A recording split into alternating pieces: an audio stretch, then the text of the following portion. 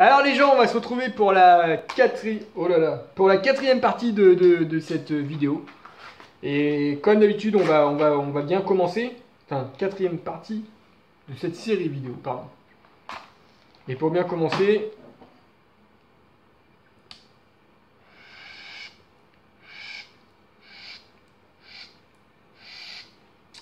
on sacrifie l'agneau pour bien commencer.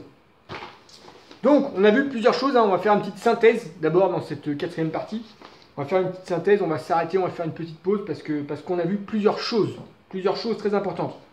Nous venons de voir, comme le proclame la parole, nous venons de voir dans la partie 1 de cette série, que tout peut être réalisé avec le chanvre et que ces possibilités sont sans aucune limite.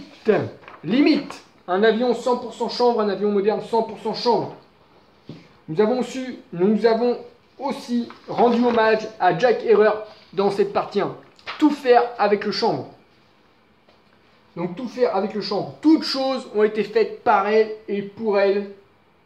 Je suis le cannabis.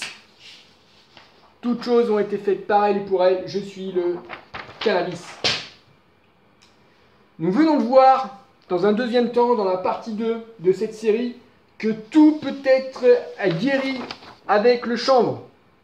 Tout peut être guéri avec le chanvre. Hein. On a vu des exemples, notamment suffisamment conséquents. Voilà, l'épilepsie. Tout peut être guéri avec le chanvre. Et nous avons aussi rendu hommage dans cette partie 2 à un prophète qui s'appelle Raphaël Meshulam. Voilà. Donc je renvoie l'auditeur à la liste sans fin des maladies que l'on peut traiter avec le cannabis. Et inversé. Et tous ceux qui le touchaient étaient guéris. Donc première partie, tout peut être fait avec le cannabis. Deuxième partie, tout guérir avec le cannabis. Troisième partie, nous venons de voir dans la troisième partie de cette série que le cannabis est ce qui nous permet, d'entrer en relation avec le Père Créateur. Voilà.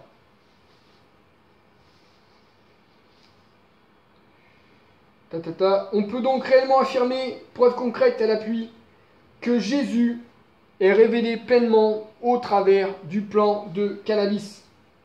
Et donc, en conclusion, que Jésus est le cannabis. Voilà.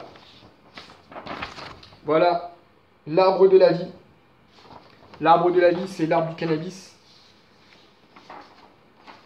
Jésus qui vient guérir les malades avec un arbre de cannabis. On a vu à quel point l'homme était lié au système, à l'arbre de cannabis, par le système endocannabinoïde. Et dans l'Antiquité, déjà, on savait ça avec les pictogrammes chinois du cannabis.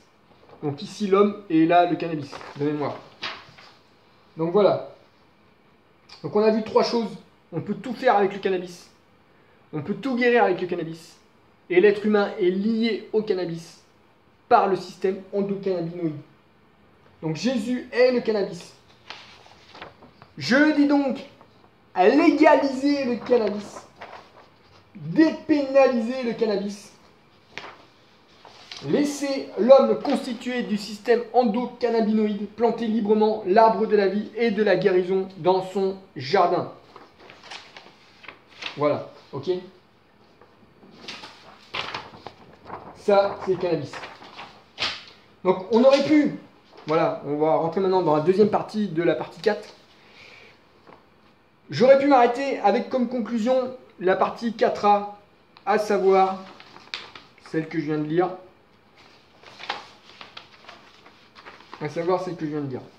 Jésus et cannabis. Mais il me semble nécessaire d'enfoncer pleinement le clou dans le mensonge qui a caché cette vérité et d'autres vérités non mentionnées ici pendant des siècles et des siècles. Et pour cela, j'aimerais aussi prouver par plusieurs versets que le cannabis est aussi la sagesse. Le cannabis est la sagesse. Pour appuyer cela, je citerai plusieurs versets qui expriment le fait que Jésus, tout comme la sagesse, est la première de toutes les créatures. un premier verset dans Jean chapitre 8, verset 58. En vérité, je vous le dis, avant qu'Abraham fût, je suis. Donc là, dans le livre de Jean, au chapitre 8, c'est le personnage de Jésus qui parle et qui dit « Avant qu'Abraham fût, je suis ». Or, dans le livre des Proverbes, au chapitre 8, versets 1 et versets 22 et 23, la sagesse affirme, elle aussi, être la première des créatures. Donc, je cite le texte. Verset 1 du chapitre 8, « La sagesse ne crie-t-elle pas? L'intelligence n'élève-t-elle pas la voix ?» Et au verset 22 et 23, « Yahweh Elohim m'a créé la première de ses œuvres. » La sagesse, la première de ses œuvres. « Avant ses œuvres les plus anciennes, j'ai été établi depuis l'éternité, dès le commencement, avant l'origine de la terre. » Donc Jésus, la première des créatures, la sagesse, la première des créatures. Donc Jésus est la sagesse. D'accord ? La sagesse est Jésus. Un texte dans Colossiens chapitre 1, à partir du verset 15. Il est l'image du Dieu invisible, le premier-né de toute la création, car en lui ont été créées toutes les choses qui sont dans les cieux et sur la terre, les visibles et les invisibles. Trône, dignité, domination, autorité, tout a été créé par lui et pour lui.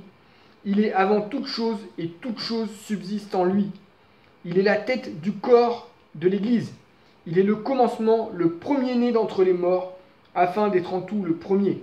Car Dieu a voulu que toute plénitude, sagesse, habitât en lui. Il a voulu par lui réconcilier tout avec lui-même, tant ce qui est sur la terre que ce qui est dans les cieux, en faisant avec lui la paix par le sang de la croix, de sa croix.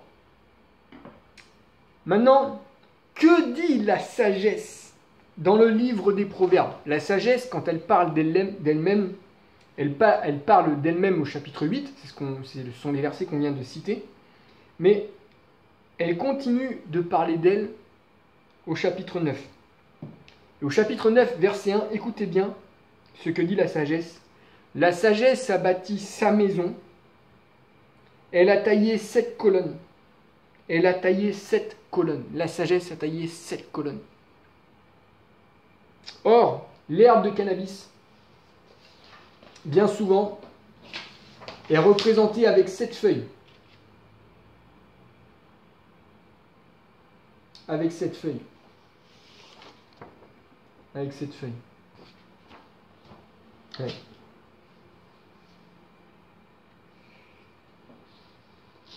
L'herbe de cannabis est représentée avec 7 feuilles. Jésus est le cannabis. 7 feuilles, 7 colonnes. Maintenant, écoute bien. J'affirme que dans une époque lointaine, les plants femelles du cannabis a remplacé le sapin de Noël. Eh oui, les plants de cannabis remplaçaient le sapin de Noël. Alors j'ai à nouveau perdu mon sapin de Noël. De toute façon, j'en ai pas de sapin de Noël à la maison, j'en veux pas. Ah, il est là. Il est là. Voilà, c'est tout pour la 4e partie. Il